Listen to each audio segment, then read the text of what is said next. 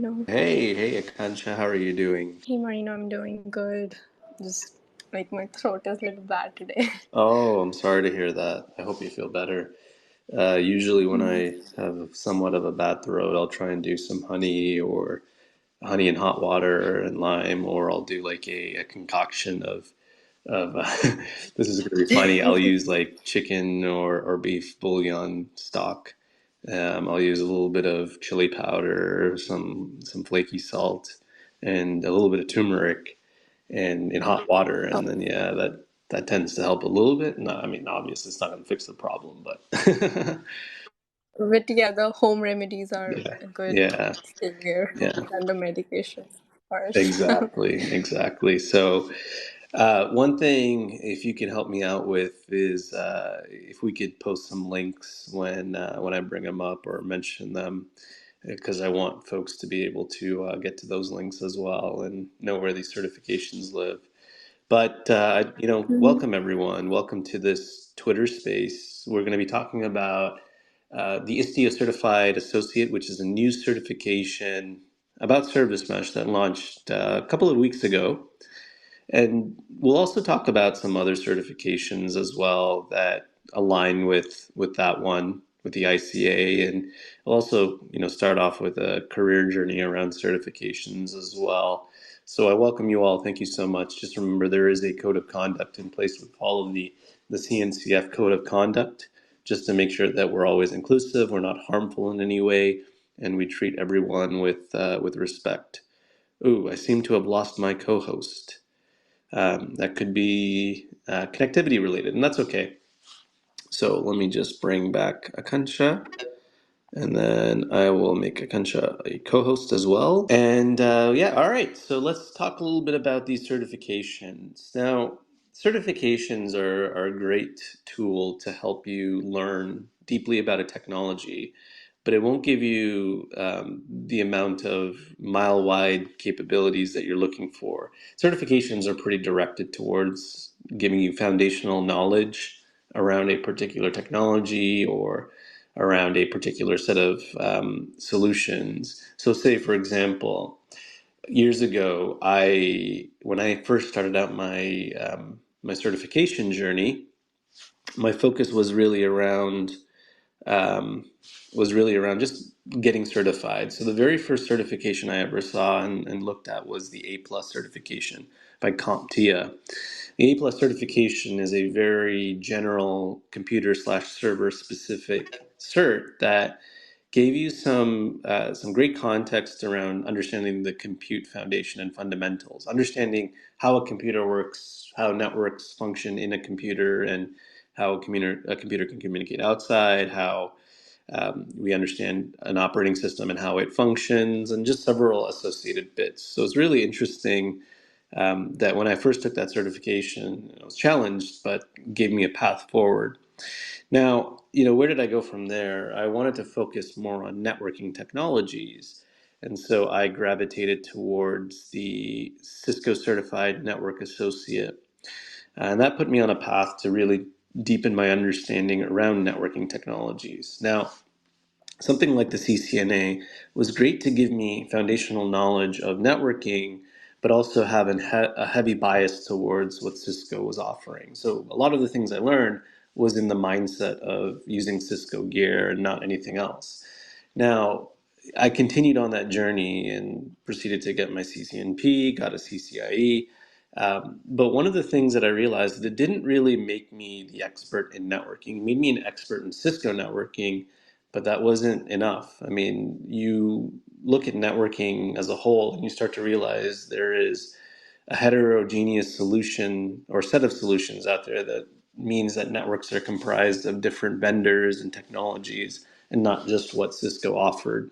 And a lot of that comes down to the idea that if you think about what's best for a business, going all in into one vendor is not always ideal. And so maybe you want to pick and choose from what's out there and combine solutions. You have other challenges around interoperability and making things work.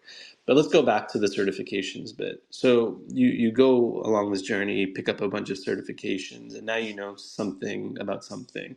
But it's not enough because you pair certifications with real world learning experience, actually doing things. And working in a lab environment is good, but not good enough because lab environments only give you a limited scale. Basically, when you think about a lab environment, you're operating maybe a 3 node Kubernetes cluster on your local laptop, or it could be a NUC cluster or something, or maybe a Raspberry Pi cluster. But operating in production environments is a totally different game and beast altogether.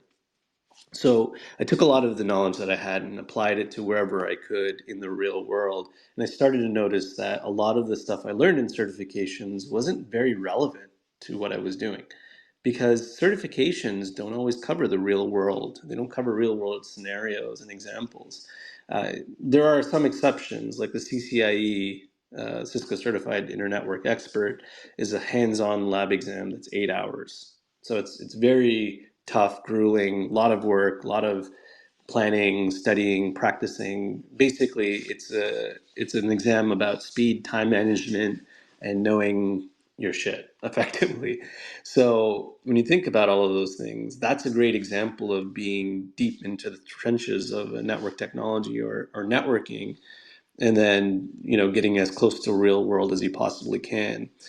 That's not to disqualify exams that are multiple choice based. It just means that you've taken your learning to another level and you're actually being very practical about your learnings.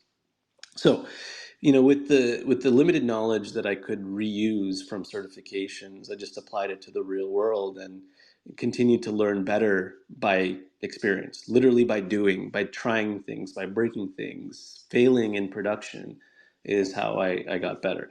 I eventually slowed down my certification journey, and then I realized that it was mostly about the experience that was going to continue to drive my career forward.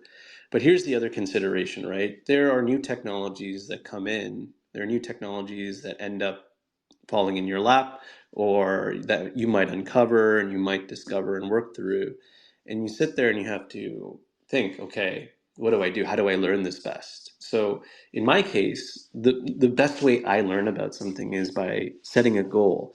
That goal happens to be a certification, and then I work towards that certification. What's interesting though is that if you tell yourself, yes, there's a certification I'm planning to study for, you won't put as much effort into it versus if you book the exam and now you have a date that you have to work towards. That's the biggest difference. So, some of the more recent certifications I went after were the CKA, the Certified Kubernetes Associate, or sorry, Certified Kubernetes Administrator, and the CKAD, the Certified Kubernetes Application Developer.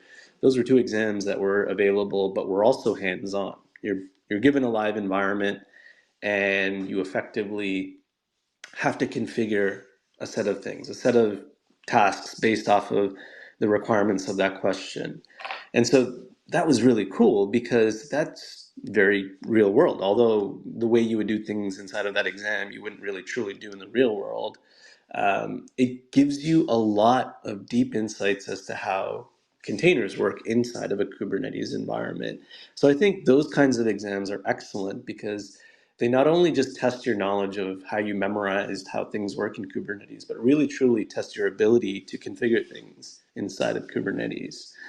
So, having said that, the Cloud Native Compute Foundation, CNCF, has grown, or I should say Linux Foundation has grown to provide many more certifications. So beyond the CKA and CKAD, the CKS was launched, the Certified Kubernetes Security Specialist, which actually is probably a super hard exam in my opinion, because I took it once, failed it. I just never got around to taking my second attempt. So the CKS really tests your ability to configure some deep security functionality inside of Kubernetes, like turning on seccomp or using a Sysdig scanner, or sorry, not Sysdig's the company, Falco, using Falco as a scanner to scan your workloads, or using Trivy to scan your container images. These are things you have to know for the exam. And then you also have to worry about configuring TLS authentication. So that was a very tough exam. I should definitely go back and take it again when I have prepped well enough for it. The first time around, I didn't prep enough. I thought I, relied heavily on my existing CKA and CKAD knowledge, and that was terrible for me. Now, the Istio Certified Associate. Let's talk about that. But before I do, let me pass it to Akansha for any thoughts, questions, anything you want to add. Yeah, Marino's like that was really interesting. So to hear about your experiences with certification and all the various things you have learned with them. But like just like I could give a brief intro so that everybody out here knows like what we are actually talking about today, if that's fine. So, okay. So, starting off, like, we know that there's like a lot of cloud certifications, and you will find a plethora of options. And some of the big names, like, include the AWS Cloud Practitioner, Google and Azure equivalents, and Linux Foundation certifications, as Marino mentioned, like KCNA, CK, CCAD, and CKS. But today, our focus is mainly on the Linux Foundation's LFX certifications. So, if you have been part of the cloud native community for a while, chances are you have come across these certifications, and many professionals are actively pursuing the same. So there are also many new certifications that are being added to this catalog, and the most recent ones are the Istio certification and the Prometheus certification exams. And one question we hear is like, which certification should I start with? And it's a valid question, especially when these certifications can be pricey, and are they worth it? And the answer might not be very clear if you are just starting out. Moreover, these certifications are really expensive. They start at around 300 USD, and I've seen some certifications that might even go even higher than 1000 USD. So this also poses the question of, are these certifications even worth all that money? So in today's space, we will hopefully shed some light on these topics and help you decide whether you want to get yourself certified, and if you do, what should be your ideal path. And now coming over to the topic of interest for today, that is the Istio certification. And I will just give a brief overview of Istio, and then Marino can take over and add more context to it. So, like, Istio is a service mesh that recently graduated about 2 or 3 months ago.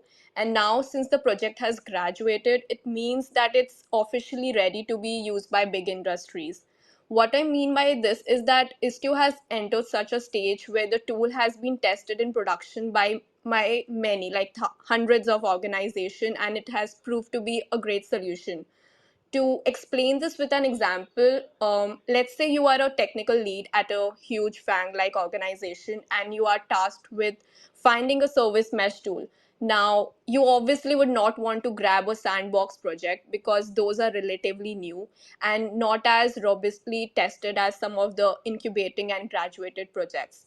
So your first picture would be some of the graduated service mesh projects. And as of today, the only service meshes that have graduated are Istio and Linkerd. So, all right, like coming over to what a service mesh is and how it relates to Istio, we have already done a space going in depth about service meshes, and the recording for that will be out on YouTube soon. So, understanding service mesh in a very layman way, that Kubernetes we know has multiple services that it uses to enable the pod to pod communication or pod to external communication. And managing just 4 or 5 such services is pretty simple and not very difficult.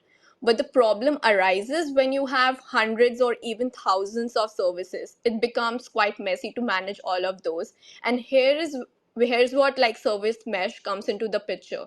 So Service Mesh makes it quite easy to manage all of these services, and it even builds on the top of existing Kate services by providing useful features such as fault injection, traffic management, out of the box TLS, and other security measures and more. And Istio is just one of the implementations of the service mesh paradigm. So, like, that's quite a bit of an introduction, and I will now hand it over to Marino so he can explain it further and talk all about the newly released certification. Yeah, I'm so sorry. I just jumped right into it and I didn't give you a chance to give some context. So thank you for that. I really appreciate it. So yeah, certifications are an excellent tool to help you in your career journey. I'll get to the ICA in a second or in a couple of minutes. But I also wanted to just provide, a framing in that when you're along your career journey, certifications help as stepping stones to get to that next level and, help employers or prospective employers see that you're growing your technical capabilities and taking on deeper, more complex skills as well as projects. So certifications are great in that sense. But, the thing is, early on in your career, when everyone is kind of in the same boat as you, looking for their first role, and if everyone goes on to, or a good portion of that, everyone decides to go on to get certified, I mean, you have to think about ways you can start differentiating yourself. So the experience route helps in a lot of ways, in that if you can find that first role before you get certified, it can help in so many ways, in that now you have an employer who allows you to learn on the job, but may also give you the ability to get certified, and they'll pay for your certifications.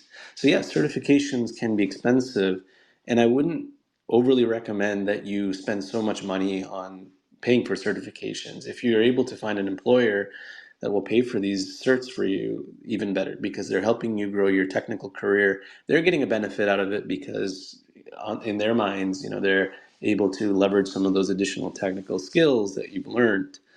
But at the same time, you make yourself far more marketable to future employers as well, right? And the employers that give you this capability, or that sponsor your certifications for you, they know this, right?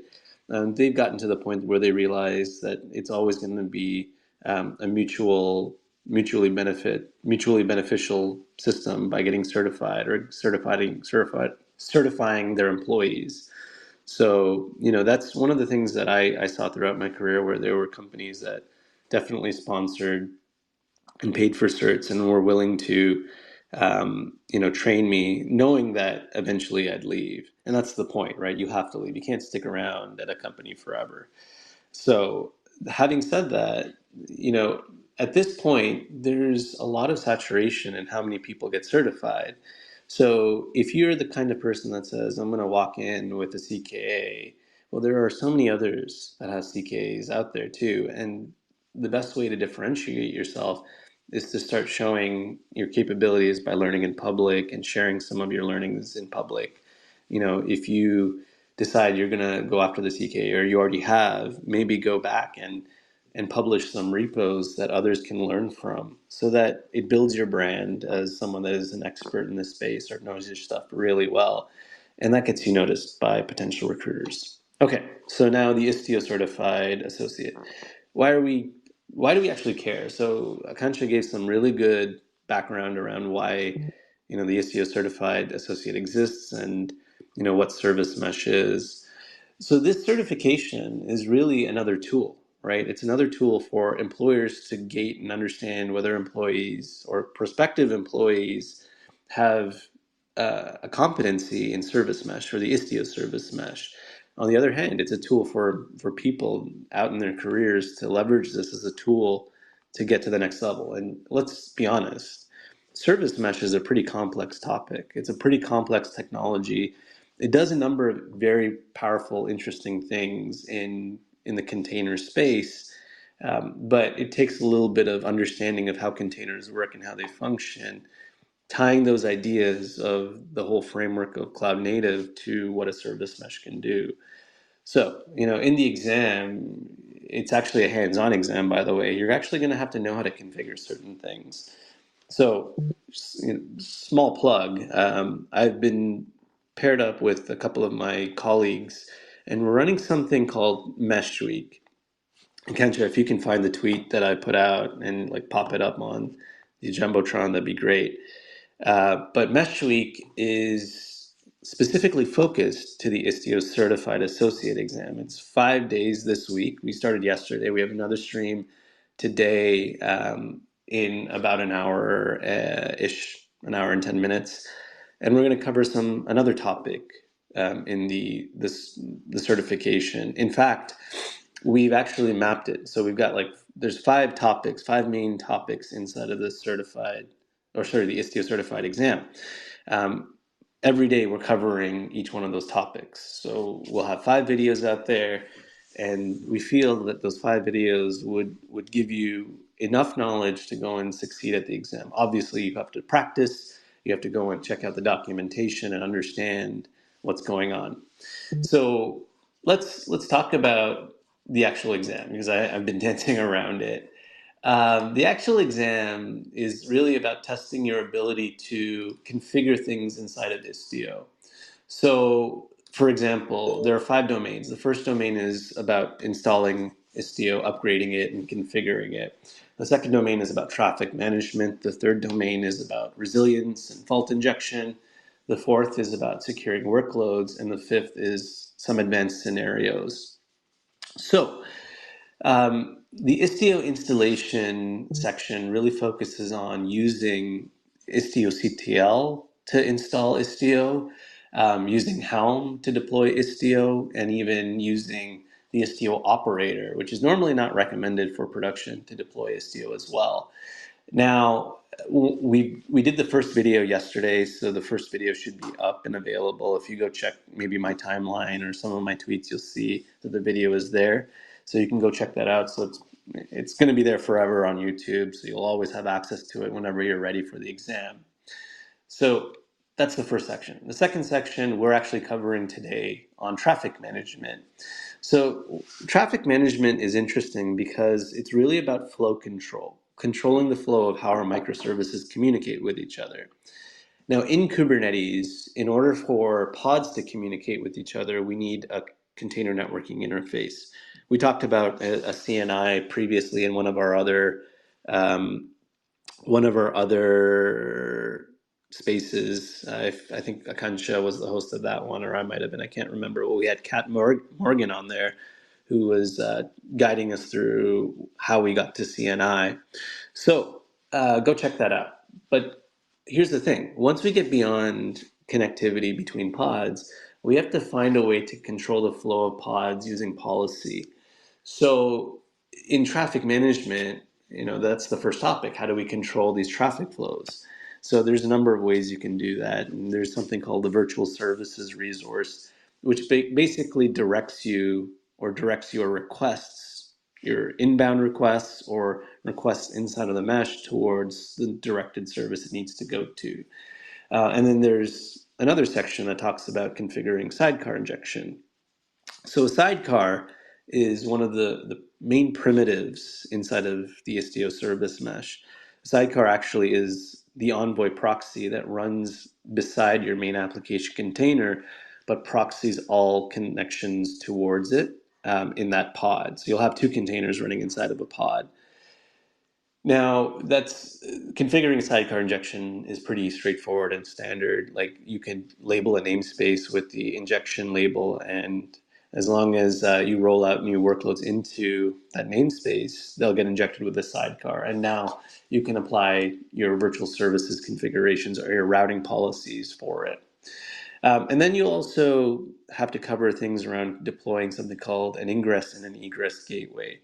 So there are entry and exit points that should be established inside of your cluster. These are the ingress and the egress gateways in Istio. And basically what you're effectively doing is listening for traffic on those resources and directing them to the necessary internal service that exists.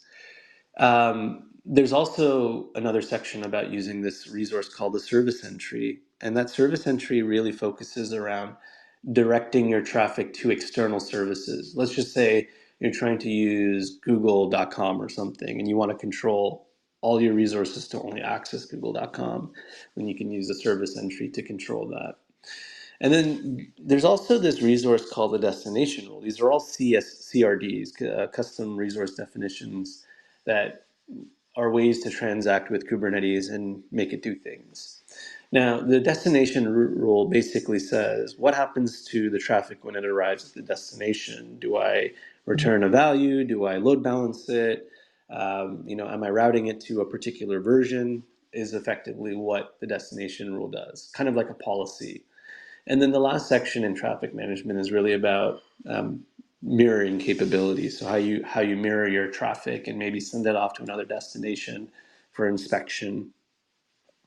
So the third section in the exam is about resilience and fault injection.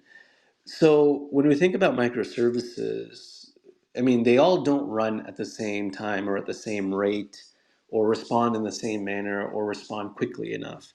And so there might be a situation where one service, service A, needs to call on service B. But service B might already be loaded with requests and needs to transact with all those requests first. And so in a situation like that, service A has a timer that waits, and once that timer expires, the request might time out altogether, right? And it might retry that request a few times before it actually truly times out. But you can actually influence this by creating additional timers or additional delays that tell service A to effectively wait a little bit longer so that service B can actually provide that response as required.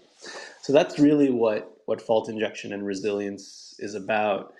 There are other mechanisms where you can bypass the service if it doesn't perform in a certain amount of time. So, for example, you have a service that's taking way too long or it might not even be available anymore.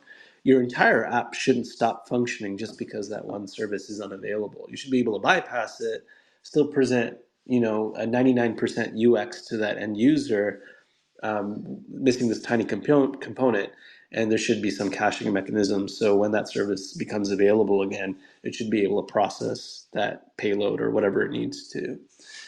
So the fourth section on the exam is about securing workloads. So there are a number of things to consider with securing workloads. And it falls back to this idea of authorization and authentication and even encryption. So the mechanism by which we authenticate and encrypt workloads is by the usage of MTLS, or Mutual Transport Layer Security. Basically, services need to authenticate each other with certificates, and once they have done so, they can then encrypt the payload of the direction of their traffic. So if it's even bidirectional, the traffic and payload would be encrypted all the way throughout using specific encryption algorithms.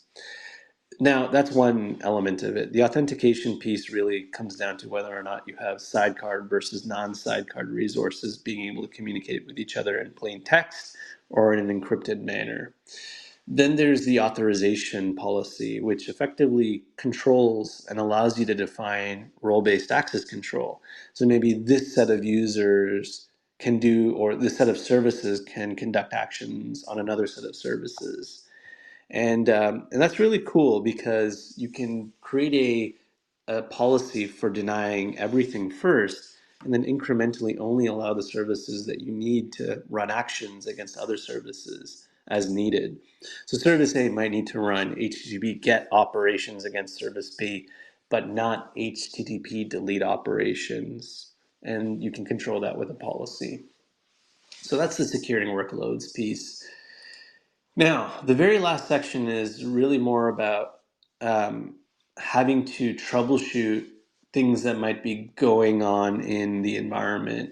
So you might have to troubleshoot a variety of situations, why Istio might not be working. There could be an artificial CPU limit or something that's preventing the workload that's coming online or preventing Istio from rolling out.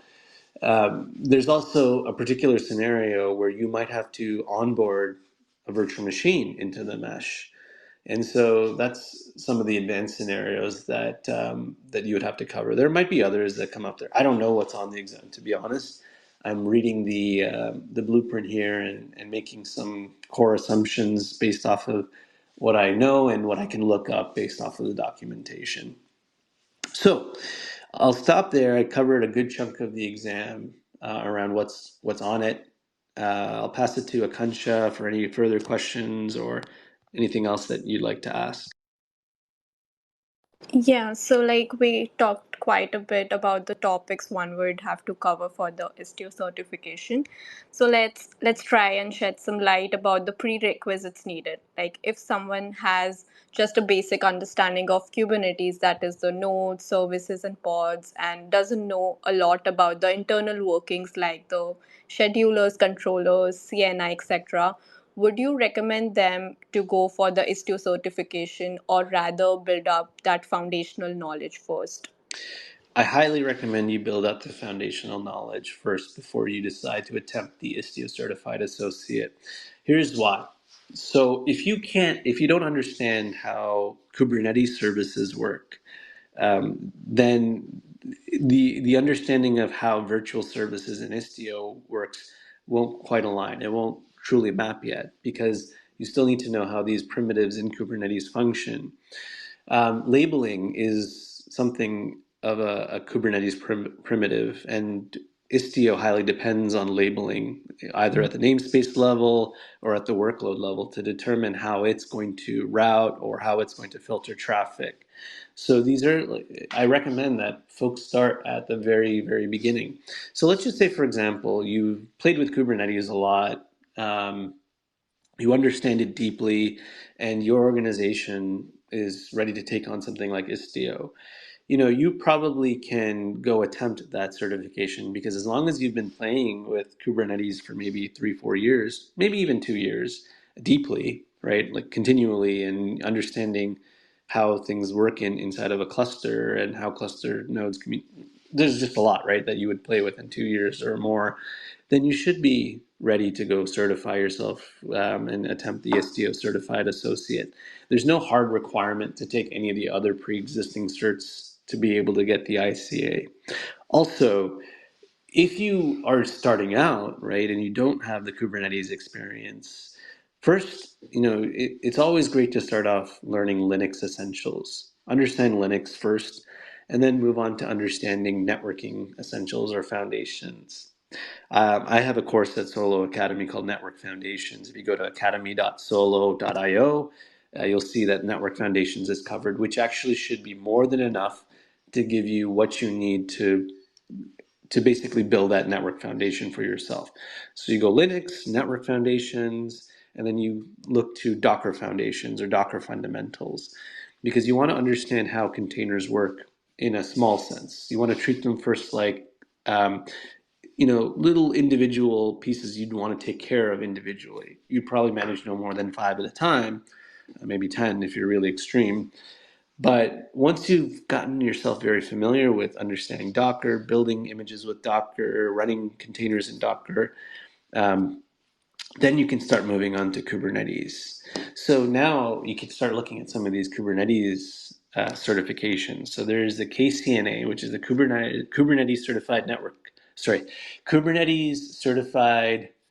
Dang, I can't even remember the name anymore. Oops, I had it open just a second ago. Uh, Kubernetes and Cloud Native Associate. That's what it's called. Okay. So that's a multiple choice exam, and it covers the breadth, like basically the entirety of the CNCF's landscape. So it's not really, it's not really about knowing how to configure each one of these technologies, but more about understanding the pillars of cloud native and then understanding what each pillar is responsible for and what some of these technologies do at a high level. You're never going to have to be, understanding how you issue certificates with a secret or in Kubernetes, but you'll have to understand why you would want to do something like that or what it is. So that's a great starting point. And then you could either consider doing either or both the CKA or the CKAD, because it gives you plenty of training working inside of a Kubernetes cluster and moving between clusters and whatnot. Once you've gotten past that, right, this is something I probably would have gone back and done myself, but I don't think the CKS is mandatory for the ICA. I do think it's good to have that knowledge, but I think the KCSA instead should give you the foundational knowledge you need to go and attempt the ICA. So the KCSA is probably more like a multiple choice exam. It's called the Kubernetes and Cloud Security Associate. So it just focuses in on security foundations at a high level. So you understand the security foundations, you understand things like TLS, MTLS, working with authorization and authentication, network policy. I mean, you're not going to be practicing it, but you'll learn the reason behind it and why and where you would use it and the use cases. And that should be adequate enough for you to go and attempt the ICA. Long-winded answer. Sorry, Akansha. Yeah. Okay, so like the next question. So, what material would you recommend to use for preparing for the Istio certification? So, you did share about the Mesh Week live streams, but what are some additional resources that folks can use? Maybe you can share about some resources to build the foundational knowledge as well, such as the Linux, Kubernetes, and the foundational networking stuff. And I will keep pinning the resources you share. Yes. So, small plug. Solo also has other courses in their academy. So if you go there, there's also an Istio Foundations course. So you can get started with Service Mesh, and there's an advanced one. Those aren't geared towards the certification, but it actually helps you play with the Istio technology and understands some key and advanced topics as well, which I highly recommend. Mesh Week is more structured and geared towards the ICA, so I also recommend following along there because one of the key elements around it is we refer to the documentation directly to go and configure something or solve a problem. Now, why I bring this up is because on the exam, because it's a hands-on exam, you will have access to, I think, open one more tab and then have specific access to the Istio IO documentation. And that's about it. And you should be able to find configuration examples, specifically YAML configuration that you would apply. I mean, you'd have to change it up a little bit before you can run it, but you would use that in your exam. So that becomes very useful. There's also the official CNCF or Linux Foundation Istio Essentials course that's also available, so check that out. And then, if you go on YouTube, there are a ton of popular videos around Istio, how Istio works, how it functions. Go check those out. Um, One thing that I highly recommend, though, I highly, highly, highly recommend is Istio.io has a section called the tasks section. So you try out various tasks to test out various functionality in Istio. If you can go run through all of those, it would be a great starting point because all you really need is a kind cluster. You can get away with metal LB, although, I mean, you don't necessarily have to expose your ingress gateway, but you could use metal LB kind cluster and then install Istio on top, and you should be able to run through. And you will be able to run through all those tasks, and then you'll have a good sense of how Istio functions. But obviously, you'd want to direct your learnings towards the exam as well. Yeah, so if someone is completely new to the entire cloud native ecosystem and they want to take a certification based approach to get their feet wet, what path would you recommend someone to take? Oh, I think I kind of already recommended a path earlier, right? Like with the certifications, you start off with understanding Linux and then networking and then Docker, and then you can learn, Kubernetes and the ecosystem first, and then go deep into Kubernetes. You don't have to learn through the certification path either. Like you could just follow all the documentation and start trial and error a bunch of things and get things working. Most of the time, I'll be honest, the problems that you'll have are the same problems everyone has, and it really comes down to YAML and indentation. Like you're just off by like one space or like a tab or something, and things just don't work. And that's all it really comes down to. So that's the path I would take, and then round out your knowledge with understanding certificates and how that works, so that you can understand how Istio works. So there are a lot of different paths you can take. It also depends on where you're coming from and what your background is. If you have a network heavy background, you're going to best understand this stuff if you understand CNI technology and you are filling in the gaps, understanding how HTTP works.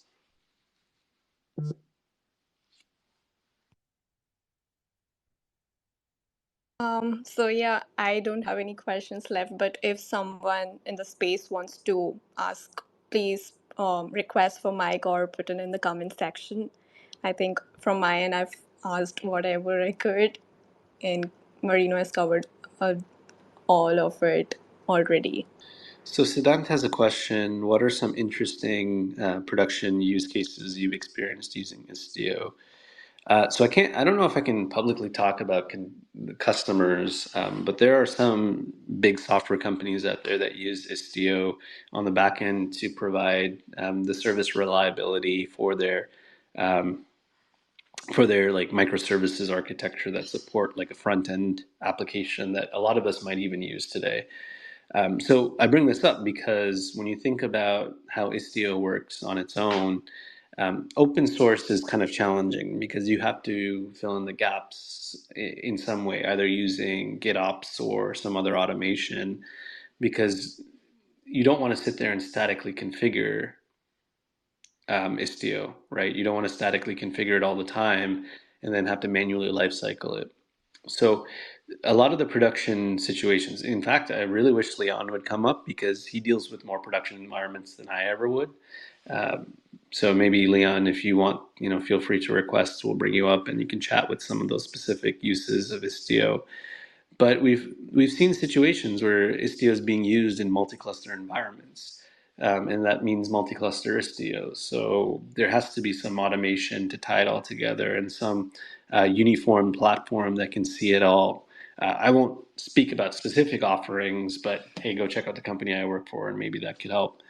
There are other situations where Istio and service meshes are used at the edge, used in cloud environments to create some resiliency among services, load balance between services internally. There are production use cases where all customers are really looking for is encryption, right? So they're just turning on the TLS functionality and dealing with routing on their own. So I'll just quickly welcome Leon for coming up. Leon is actually one of my coworkers, an amazing engineer, and I'd say expert in Istio, but feel free to correct me if I'm wrong. Leon, please introduce yourself and share some of those production thoughts. Sure. Thanks. Hi everyone, I'm Leon. I work as a customer success engineer at Sony. HTO is still a bit new to me also, like, even though it's like almost been a year, but I still find it like quite new to me. But yeah, like mostly people want the MTLS with HTO, the security part that HTO comes with out of the box. Like, you just set it up and you can do MTLS connections, Hey, Leon, we're having a hard application. time hearing you. I think it could be your position of your Uh, mic. wait. Just is it better now? Much better.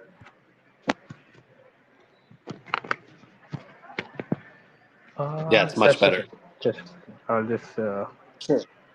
yeah. Is it better now? Yep, it's better. Yeah. So I was just saying that mostly like people like HTO because of the MTLS part that it comes with. So I've seen that in like a lot of cases being the most requested thing. And after that is like multi-cluster routing and transformations and all that you can do. But yeah, then again, I'm still new to STO, just like getting into it now recently. So maybe in few months I would be like better able to answer these things. No worries. Actually, I'm glad you brought up the transformations bit because a really good example of using Istio is that sometimes when requests come inbound or maybe go between services, they have to be transformed and appended in some way. Maybe you have to add an additional field or header or parameter in that request so that the receiving service can understand it or take that additional parameter and modify the data accordingly to that parameter. So transformations are used widely in a lot of our like production use cases because you do have customers or clients out there that do some very interesting things in their own little environments.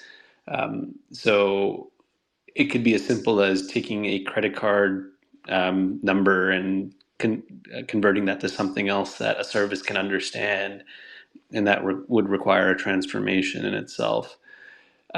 What One of the other considerations around using a service mesh is actually around like disaster avoidance and disaster recovery.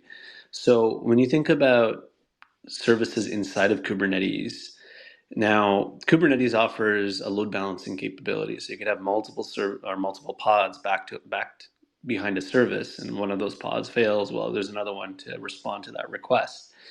But when you also go beyond this and you have a multi-cluster environment set up, you need to decide how to globally route and load balance, or maybe even provide some high availability to these services. So you might have, let's say, one cluster running in Toronto, because I'm from Toronto, and you might have another cluster running in London. They need to know about each other, but they also need to be speaking to a common control plane that allows the control plane to decide based on availability how to send the traffic or direct the traffic based off of geographic location. And this could also be tied to things like latency and efficiency. So, for example, let's just say I have a request coming from Barcelona going to my app in Kubernetes backed by Istio. Should I go to Toronto or should I go to London? Ideally, I'd want to go to London because it's closer to me. But there is also a reality there that latency can impact how that request going to London could be. So you might have to think about maybe routing this request directly to Toronto because it might provide a faster response than London might. And it just could be London is congested. So a service mesh helps you respond accordingly. You can tune how traffic gets routed and responded to. You can also set up Istio in such a way that, and this is actively used, you treat it as a web application firewall that blocks certain kinds of traffic or provides a denial of service prevention mechanism or mitigation mechanism, which is also another production use case widely used. So a lot of different use cases for using Istio and service meshes.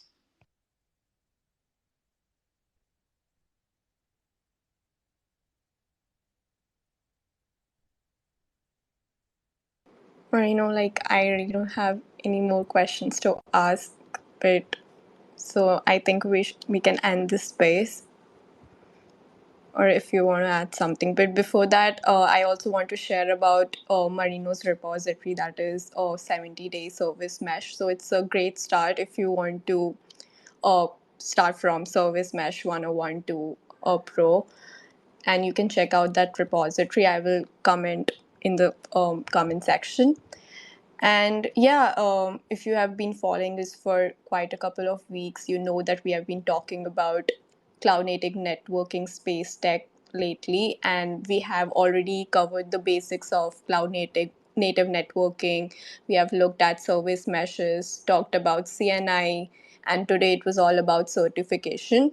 So, and here's the good news, we are going to keep sharing useful information with you every week, and everything which we share in this space will soon be available on YouTube, so you can catch up if you have missed anything.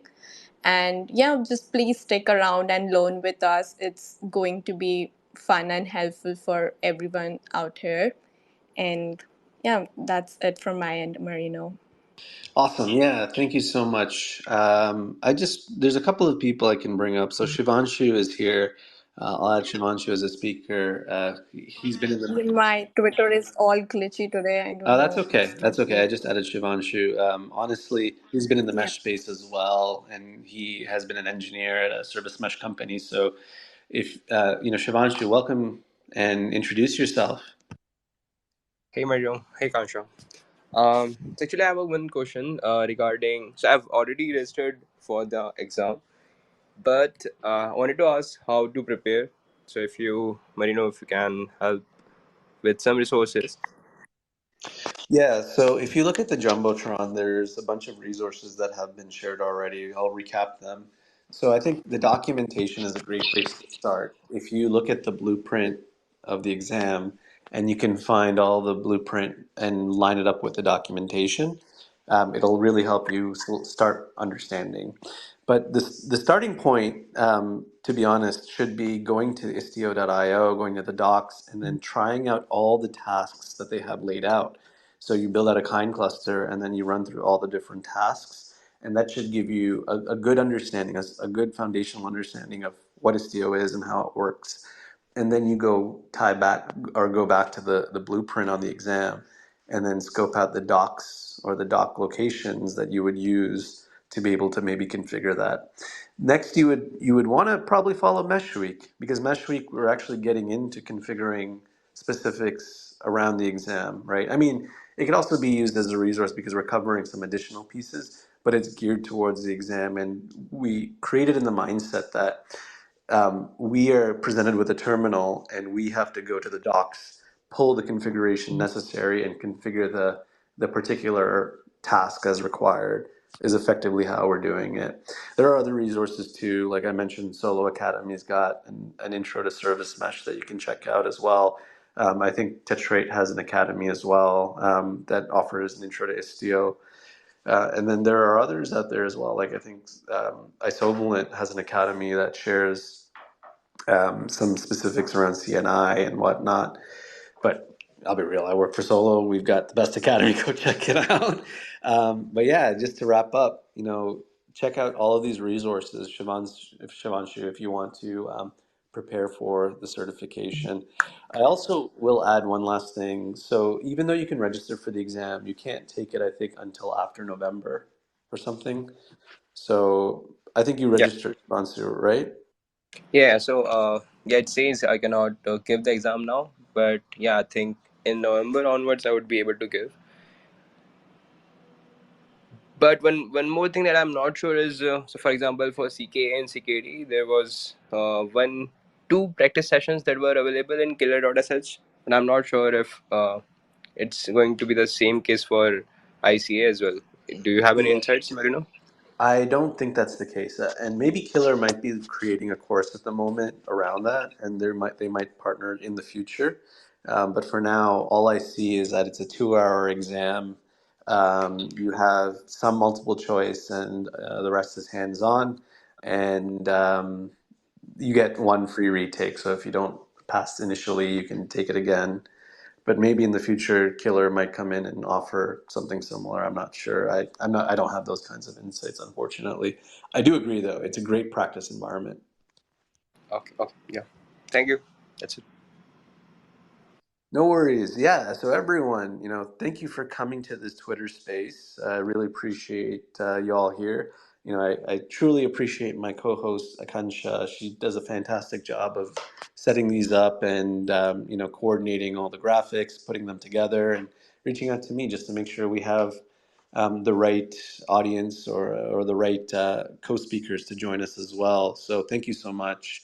We'll do this again. I think next week we're covering another topic. I'm not sure, but I'll let Akansha decide. And I may not be here, but you're in excellent hands with Akansha and whoever she decides to bring on next week.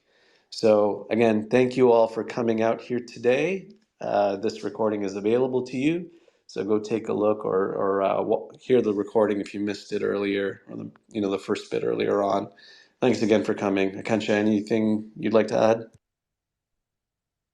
Yeah, it was really fun space, and I look forward to all these discussions every week. So I hope that I saw some similar faces that have been joining us for past few weeks, and it really feels great. So yeah, it was great hosting, and I'm looking forward to the next one. Thanks, Marino, for inviting. Awesome. Fantastic. All right. Take care, everyone. Have an excellent rest of your day and the rest of your week. We'll see you next time.